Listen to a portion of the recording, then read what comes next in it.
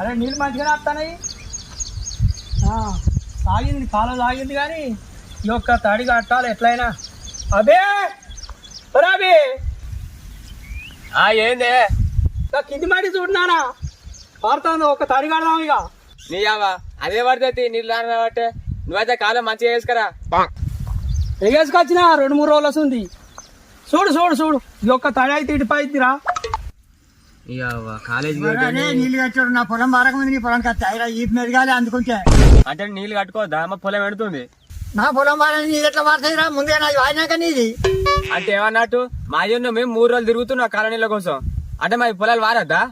నువ్వు నిన్నాక మొన్న పుట్టి నువ్వు నీళ్ళని మర కట్టుకుంటే నా పొలం ఎట్లా వాడుతా అనుకున్నావురా.